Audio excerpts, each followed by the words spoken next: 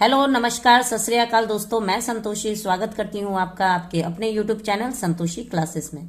आज मैं फिर से हाजिर हूँ एक नई स्टोरी लेके। बहुत ही शॉर्ट स्टोरी है, बहुत ही मजेदार स्टोरी है, सुन के आपको बहुत ही मजा आएगा। इस स्टोरी को हम इंग्लिश टू हिंदी ट्रांसलेट करेंगे। एक एक वर्ड का हिंदी अर्थ मैं आपको बताते जाऊंगी, उनका करेक्ट प्रोनाउंसिएशन भी बताते जाऊंगी, और साथ में इस स्टोरी में जो भी ग्रामर का पार्ट होगा उसको भी हम बहुत ही डिटेल में कवर करेंगे, ताकि इस स्टोरी में जो भी स्ट्रक्चर बनेंगे उसको भी आप आसानी से समझ सके। तो चलिए वीडियो को स्टार्ट करते हैं। सबसे पहले स्टोरी का टाइटल देखते हैं, an ant and a grass hopper. ठीक है, तो दोस्तों एंट का मतलब होता है चींटी, ग्रास होपर का मतलब होता है टिड्डा। तो इस टाइटल का क्या मतलब हुआ? एक चींटी और एक टिड्डा। तो एक चींटी और एक टिड्डे की स्टोरी है, बहुत ही मजेदार स्टोरी है। बिलीव करिए, वीडियो में एंड तक बने रहिए, बहुत ही मजा आने वाला है। और लास्ट में हम मोरल भी देखेंगे, बहुत ही अच्छी मोरल स्टोरी है। तो प्लीज वीडियो को एंड तक देखिएगा, और वीडियो अच्छा लगे तो लाइक जरूर कर दीजिएगा। आपका एक लाइक हमें बहुत ज्यादा मोटिवेट करता है। तो चलिए स्टार्ट करते हैं। स्टोरी को पढ़ने जा रही हूँ, अगर वीडियो अच्छा लगे तो लाइक जरूर कर दें। An ant carrying a piece of cheese told his musician friend Grasshopper to collect food for winters on time। क्या मतलब हुआ? तो दोस्तों ये जो वाक्य है ये पास्ट इंडेफिनिट का एफर्मेटिव वाक्य है। पास्ट इंडेफिनिट में जब भी हम कोई एफर्मेटिव वाक्य बनाते हैं तो वहां पे हमें वर्ब के सेकंड फॉर्म का इस्तेमाल करना होता है। आप यहाँ पे देख सकते हैं टोल्ड जो है टेल का सेकंड फॉर्म है। टेल का मतलब बोलना, टोल्ड मतलब बोला। तो an ant carrying a piece of cheese का मतलब होता है, चीज का मतलब होता है पनीर, पीस मतलब टुकड़ा। तो एक टुकड़ा पनीर का, कैरी मतलब लेते हुए, लेके जा रही थी एक एंट यानी कि एक चींटी पनीर का एक टुकड़ा लेके जा रही थी। टोल्ड हिज म्यूजिशियन यानी अपने संगीतकार, म्यूजिशियन का मतलब होता है संगीतकार, फ्रेंड यानी दोस्त, अपने संगीतकार दोस्त से बोली। ग्रास ऊपर उनका दोस्त कौन है? एक टिड्डा। टू कलेक्ट फूड यानी भोजन इकट्ठा करने के लिए। फॉर विंटर्स यानी सर्दियों के लिए। ऑन टाइम यानी समय पर। तो इस पूरे सेंटेंस का दोस्तों क्या मतलब हुआ? An ant carrying a piece of cheese told his musician friend grasshopper to collect food for winters on time. एक चींटी एक पनीर का टुकड़ा लेके जाते हुए अपने टिड्डे दोस्त से, अपने संगीतकार टिड्डे दोस्त से कहती है कि तुम सर्दियों के लिए समय पर भोजन इकट्ठा कर लो। But the winter is still a long way off. दोस्तों ये जो वाक्य है ये डायरेक्ट स्पीच है। तो इस सेंटेंस का क्या मतलब हुआ? बट मतलब लेकिन, द विंटर मतलब सर्दियां, is still a long way of यानी कि सर्दियां अभी बहुत दूर है। द ग्रासहोपर सेड, कौन कहा? उस टिड्डे ने कहा। As he laughed at the hard working ant.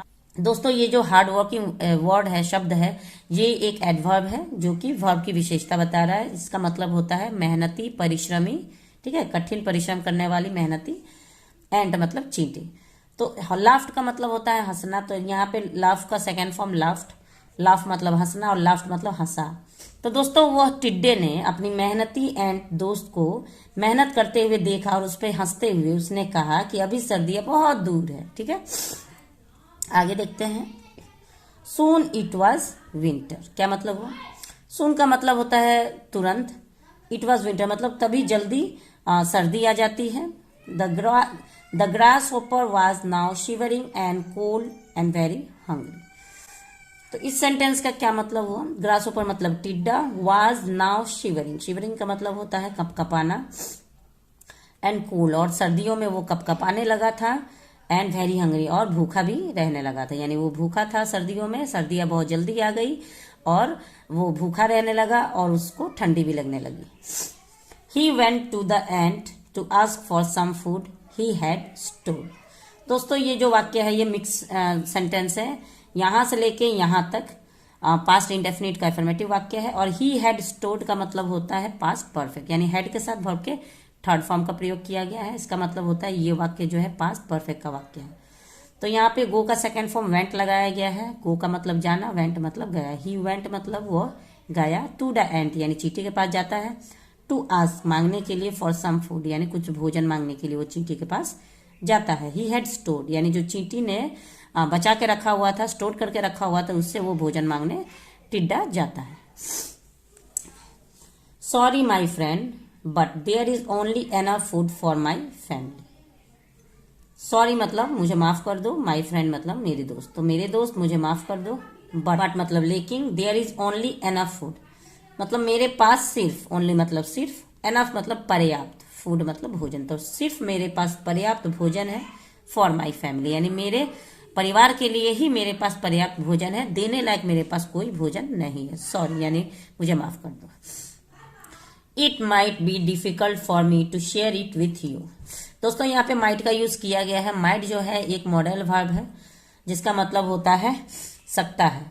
It might be difficult यानी ये मुश्किल हो सकता है, डिफिकल्ट मतलब मुश्किल, तो यह मुश्किल हो सकता है फॉर मी यानी मेरे लिए, टू शेयर इट यानी बांटने के लिए, विथ यू यानी तुमसे मेरा अपना भोजन बांटने में मुझे मुश्किल हो सकता है। ये बात उस चींटी ने टिड्डे से कही। तो एक चींटी पनीर का टुकड़ा लेके गर्मियों में अपना भोजन इकट्ठा कर रही थी और उसी समय में टिड्डा अपनी मस्ती में अपना समय बिता रहा था।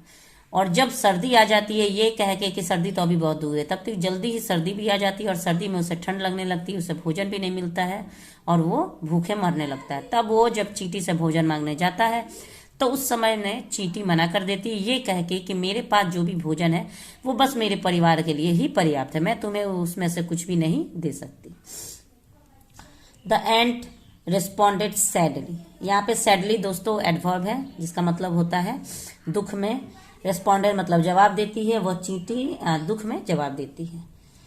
The grasshopper understood. दोस्तों यहाँ पे जो अंडरस्टूड जो है, अंडरस्टैंड का सेकेंड फॉर्म है अंडरस्टूड। द ग्रासहोपर मतलब टिड्डा, अंडरस्टूड मतलब समझ गया।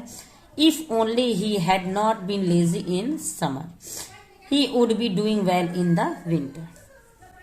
दोस्तों ये जो वाक्य है ये पास्ट परफेक्ट कंटिन्यूअस का नेगेटिव वाक्य है। हैड बीन के बीच में नॉट लगा है।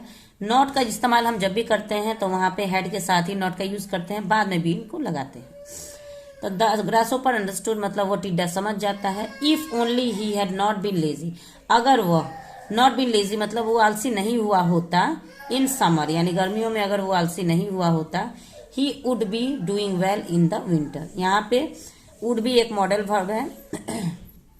ही वुड बी डूइंग यानी वो अच्छा समय बिता रहा होता इन द विंटर यानी सर्दियों में, यानी ठंडी में वो अच्छा समय बिता रहा होता चींटी की तरह, जिस प्रकार चींटी अपना अच्छा समय बिता रही है भोजन के साथ। तो ये थी आज की हमारी स्टोरी। बहुत ही अच्छी स्टोरी थी, बहुत ही शॉर्ट स्टोरी थी, लेकिन बहुत ही अच्छा प्यारा सा एक मॉरल हमको देखने को इसमें मिला होगा। तो चलिए अब एक लाइन में हम मोरल को समझ लेते हैं। मोरल समझने से, मोरल को देखने से क्या होता है कि पूरी स्टोरी हमारे सामने आ जाती है, जिसको हिंदी में हम सारांश भी कहते हैं। तो चलिए moral of the story is we must not be lazy and prepare our self for the future when we have time. इसका क्या मतलब हो रहा है? We must not be lazy, must का मतलब होता है चाहिए, ये भी एक मॉडल वर्ब है। वी मतलब हम, तो हमें चाहिए नॉट बी लेजी मतलब लेजी मतलब होता है आलसी, जो कि एक एडजेक्टिव है। तो हमें आलसी नहीं होना चाहिए। एंड प्रिपेयर आवर सेल्फ मतलब खुद को, प्रिपेयर मतलब तैयार रखना चाहिए। फॉर द फ्यूचर यानी भविष्य के लिए हमें खुद को तैयार रखना चाहिए।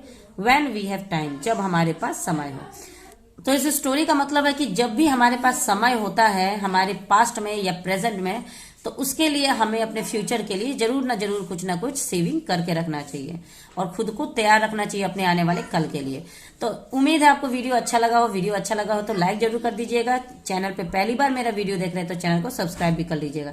इस स्टोरी में हमने ग्रामर देखा, टेंस देखा, टेंस के सेकंड फॉर्म, फर्स्ट फॉर्म सब देखा, और इस स्टोरी में हमने कुछ नए वर्ड मीनिंग्स भी देखे, जैसे कि यहाँ पे आप देख सकते हैं स्टीवर्डिंग एक नया वर्ड मीनिंग है, ग्रासहोपर नया वर्ड मीनिंग है। तो इस स्टोरी में हमने कुछ नया वर्ड मीनिंग भी देखने को मिला। तो उम्मीद है वीडियो अच्छा लगा हो तो प्लीज वीडियो को लाइक जरूर कर दीजिएगा। मिलते हैं नेक्स्ट वीडियो में एक और इंटरेस्टिंग टॉपिक के साथ। तब तक के लिए thanks for watching the video. मेरे चैनल पे बने रहिए and have a nice day.